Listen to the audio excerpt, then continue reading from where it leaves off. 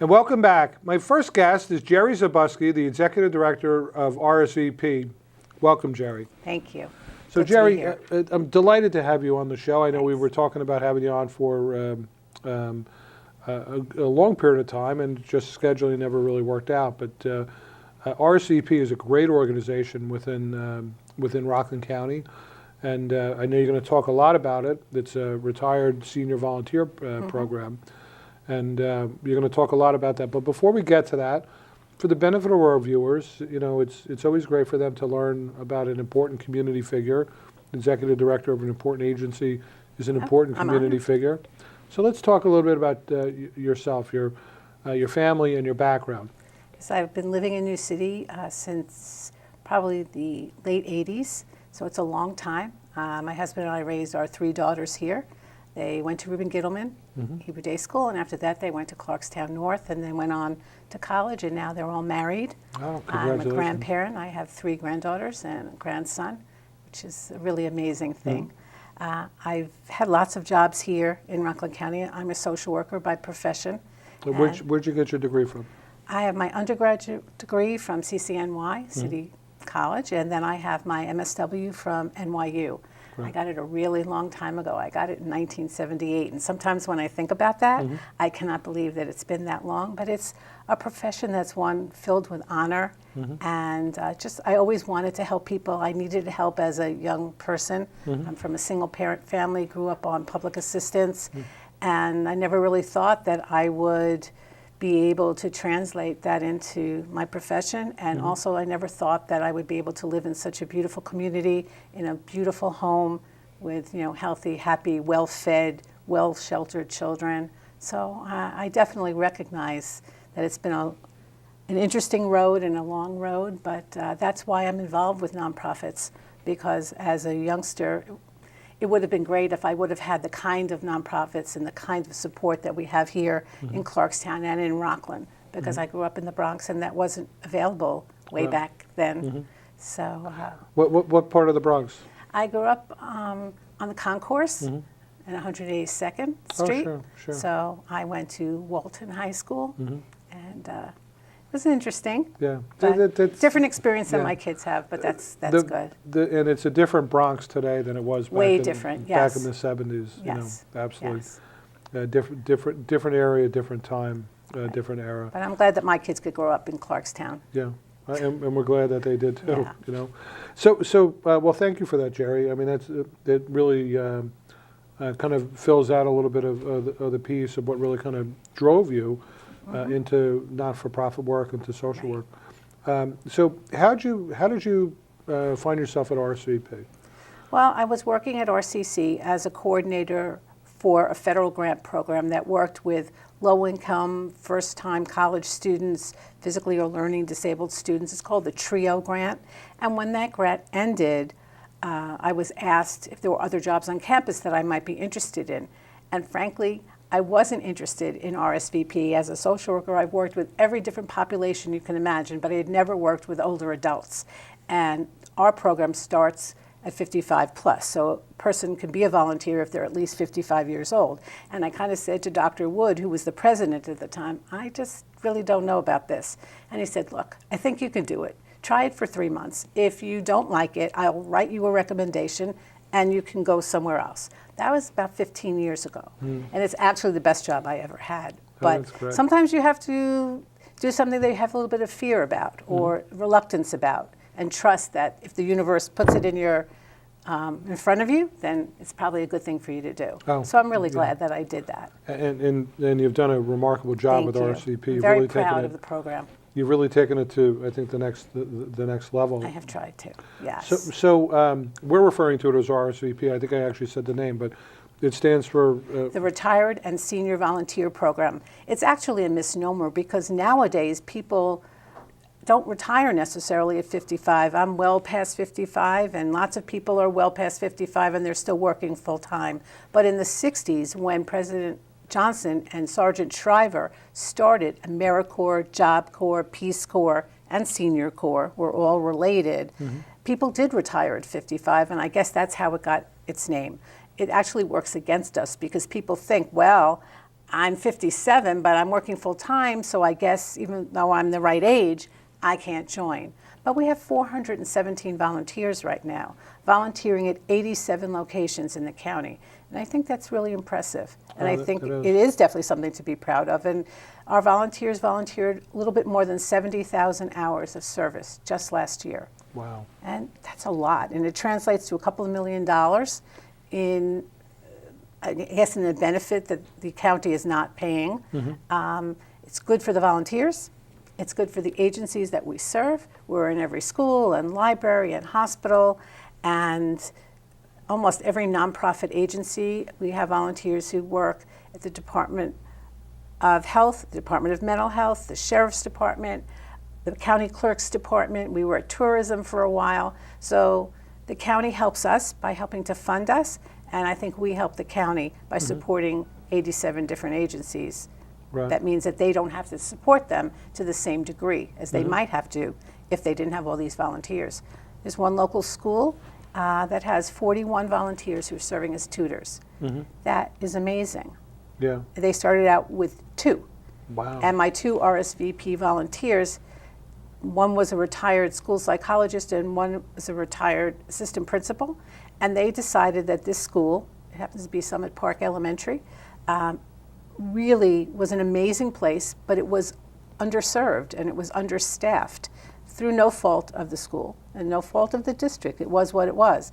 And they created this program. We helped it grow and we recruit the volunteers, but it was started by 2 volunteers. And I know the principal and the families and the children are so appreciative. Wow. So it's great. So, you know, it's funny. I know a lot of folks that are retired, and I marvel at some of the schedules that some of these folks, you know, Yeah, my volunteers maintain. are very busy. Very busy, and involved with lots of, and they may volunteer with you, but they might also be volunteering with Meals on Wheels separately, Right. and any host of other organizations. So, Right, we try to make sure that if someone is volunteering, I reach out to the agencies and I say, look, if you've got some people who are 55 plus who are already volunteering and who aren't part of RSVP, let them come over to us and volunteer through us. We provide mileage reimbursement. We provide supplemental accident and liability insurance while they're volunteering. We have a newsletter. We have, as you know, we have various celebratory events. So they can continue doing what they're already doing. And that's what I hope will happen today or whenever somebody sees this program, that they will be inspired. And if they're old enough, 55, then they could join us, even if they're already volunteering, especially if they're already volunteering. You continue to do what you're doing, but get a few perks along the way and support volunteerism in New York State. and they could volunteer as much or as little, correct? They could volunteer 1 hour a week, 1 hour a month, 1 hour every other month. It doesn't matter. Some of our volunteers volunteer every day, and some of them don't volunteer very often. Some volunteers like a steady kind of gig, and some people would just like to volunteer at one-day events.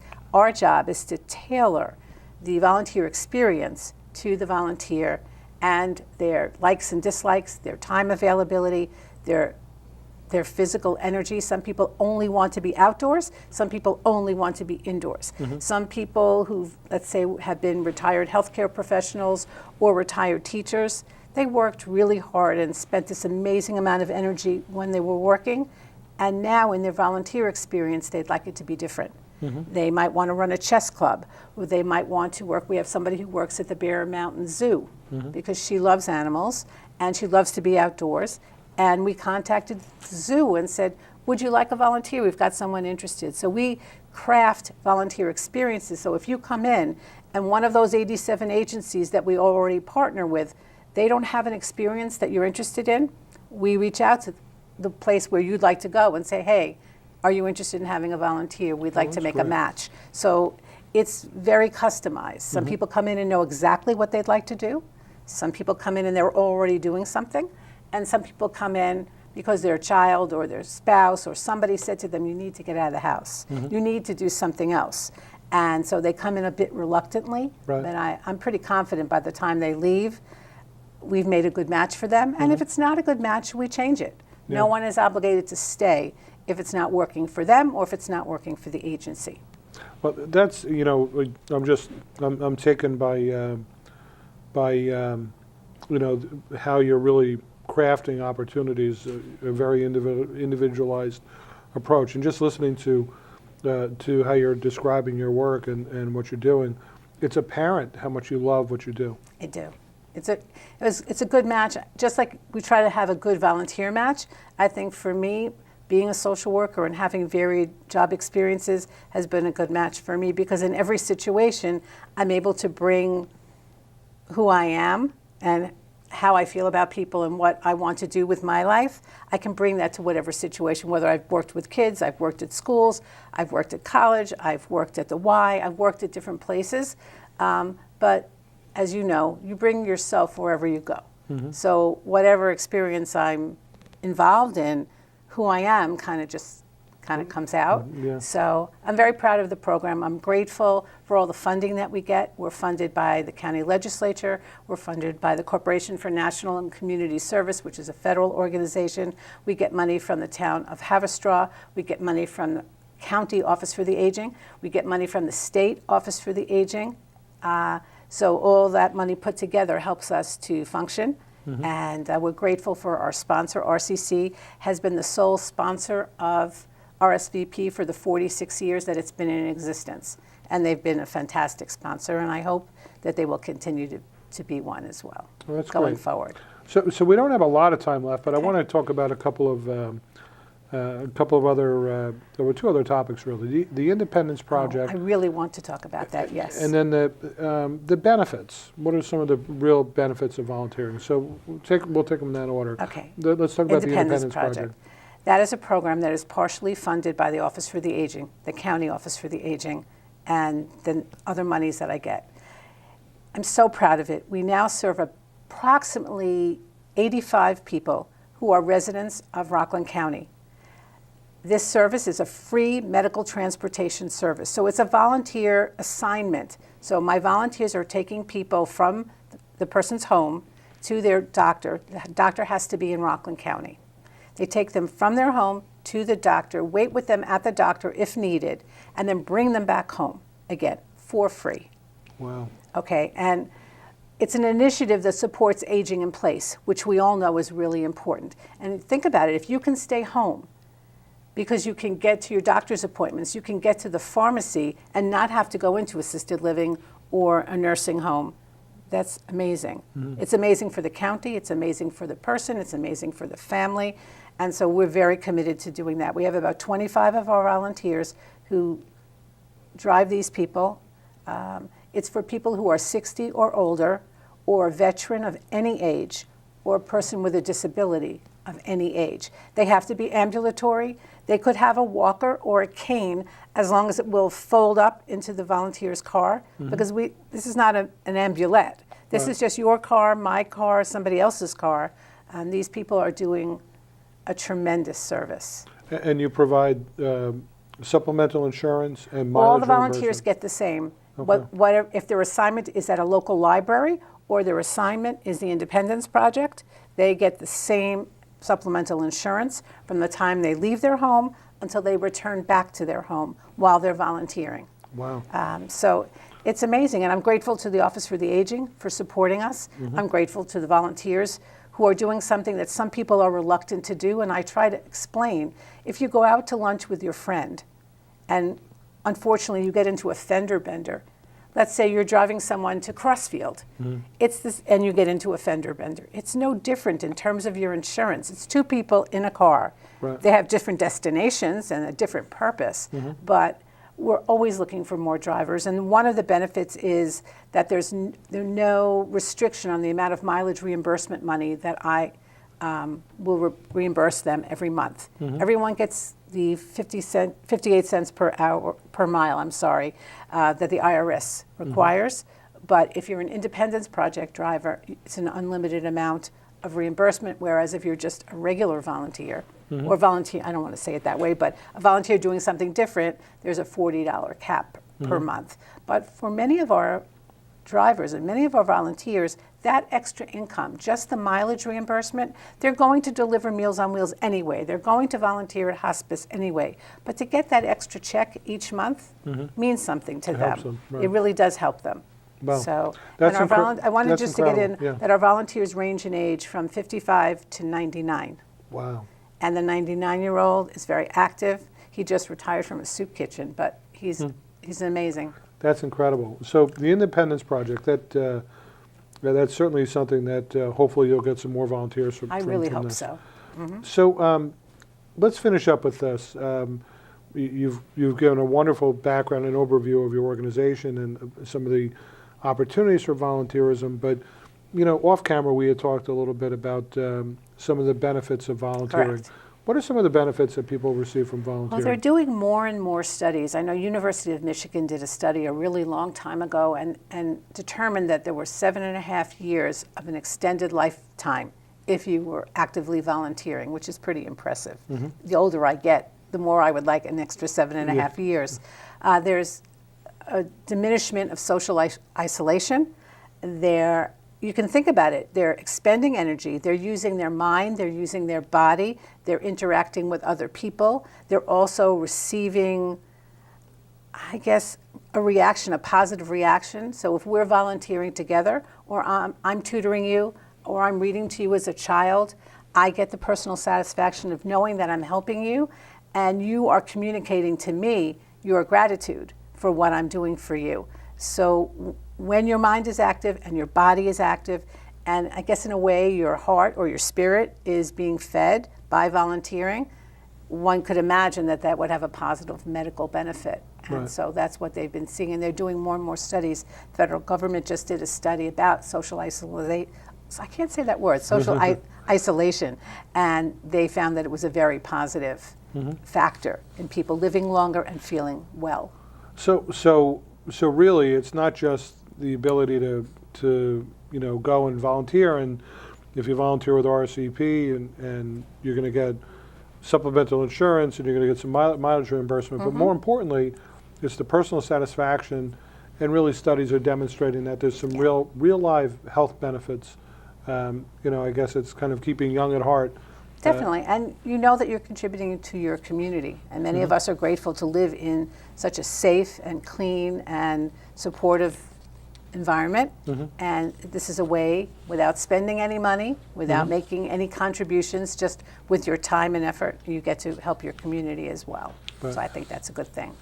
Well, I really want to thank you for being such a wonderful guest. You're welcome. Thank you for asking me to be here. And it's evident from your excitement and from your knowledge base and how you've communicated it that you have a real love for what you do. As and it do shows. you. Well, thank you for that. Yeah. Thank you for that. So that's all the time we have for this segment. So again, thank you for being a great guest, and we'll have you back on again in the future. Hopefully. Just if you could give your contact info if anybody wants to volunteer, or if there's any upcoming events as well, ways in which people can support your work. I really hope that through this discussion that we get some more volunteers. Anyone who's 55 or older who is interested in volunteering can give us a call at 356-6818. You can ask for me, Gerri, or you can ask for Kimberly, who is the volunteer coordinator, and we'll be happy to find just the right placement for you. Great. Again, Gerri, thank you so very much. Thank you. That's all the time on this segment. Stay tuned for Orrin Getz, a U.S. Army veteran. We'll be right back.